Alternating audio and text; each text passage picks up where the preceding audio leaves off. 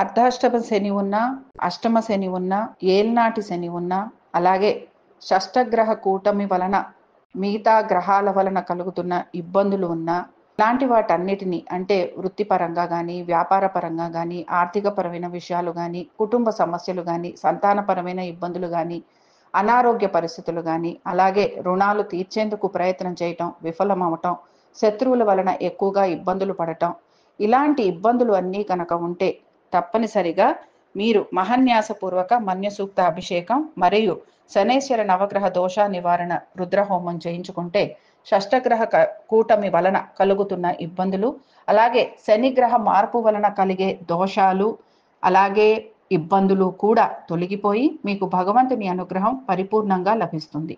కర్కాటక రాశి వారి ఫలితాలను చూద్దాం.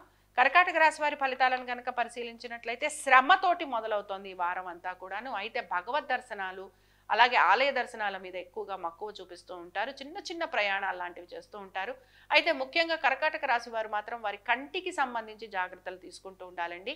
కాబట్టి వారి కుడి కంటికి కానీ ఎడమ కంటికి కానీ చిన్న చిన్న మైనర్ సర్జరీస్ లాంటివి అయ్యే అవకాశాలు, డాక్టర్ల దగ్గరికి వెళ్లాల్సిన పరిస్థితులు ఇలాంటివి కనపడుతూ ఉంటాయి.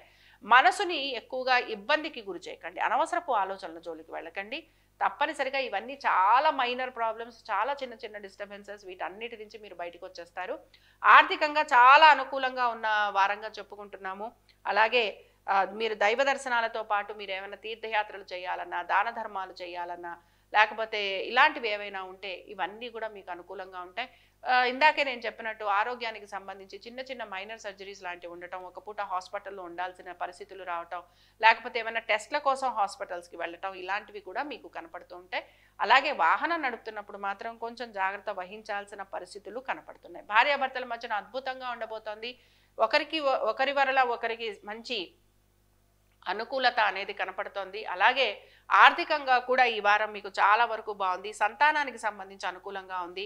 ముఖ్యంగా ప్రేమికులు గనక వివాహ ప్రయత్నాలు లాంటివి చేస్తుంటే వారికి కూడా అనుకూలంగా ఉంటుంది. అలాగే ఇంటికి సంబంధించి ముఖ్యంగా మీరు ఏమైనా స్థిరాస్తి వ్యవహారాల గురించి గనక ఆలోచన చేస్తూ ఉంటే, లేకపోతే స్థిరాస్తులు లాంటివి కొనాలనుకుంటూ ఉంటే ఈ వారం మీకు ఆ విషయాలు కూడా చాలా వరకు ప్రయోజనకరంగా ఉంటాయని చెప్పుకోవచ్చు. ఉద్యోగస్తులకి చాలా అనుకూలంగా ఉంది. అలాగే వ్యాపారస్తులకి కూడా ఈ వారం చాలా అనుకూలంగా ఉంది. తప్పనిసరిగా ఆర్థికంగా చక్కటి పురోగతి అనేది సూచిస్తోంది. అలాగే అనుకుంటున్న ప్రతి పని కూడా సక్సెస్ఫుల్గా మీరు పూర్తి చేస్తారని చెప్పుకోవచ్చు. ఎక్కువగా శ్రమ పడతారు, కానీ ఫలితం మాత్రం ఖచ్చితంగా ఉండబోతోంది. అనుకున్న విధంగా పనులు సానుకూలంగా పూర్తవుతాయని గమనించండి. కొంచెం ఏంటంటే స్టేబుల్గా ఉండండి. ఎక్కువ యాంగ్షియస్ అవుతూ ఉంటారు, ఎక్కువ కలవరపడిపోతూ ఉంటారు, ఎక్కువ మదన పడిపోతూ ఉంటారు.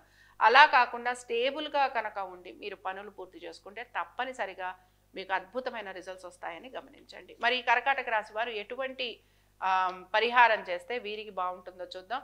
ఈ రాశి వారు శ్రీ సూక్తం చదువుకుంటూ ఉండటం, అలాగే కుదిరినప్పుడల్లా ఆలయ దర్శనాలు చేసుకోవటం, ఇందాకే చెప్పుకున్నాం తీర్థయాత్రలకు వెళ్తారనుకున్నాం, పుణ్యక్షేత్రాలకు వెళ్తారనుకున్నాం, దాన ధర్మాలు చేస్తారనుకున్నాం. అలాగే మీరు మీ చుట్టూరా ఉన్న జంతువులు ఏమైనా ఉంటే ఆవులు కానీ, గేదెలు కానీ, మేకలు, లేకపోతే పక్షులు, లేకపోతే కుక్కలు, సునకాలు, వీటికి ఆహారం పెడుతూ ఉండండి. ఇవి కూడా అద్భుతమైన రిజల్ట్స్ ఇస్తాయండి. అలాగే ఎండాకాలం వస్తోంది, కర్కాటక రాశి వారు మాత్రం మంచినీళ్ళు ఇచ్చేందుకు కూడా ప్రయత్నం చేయండి.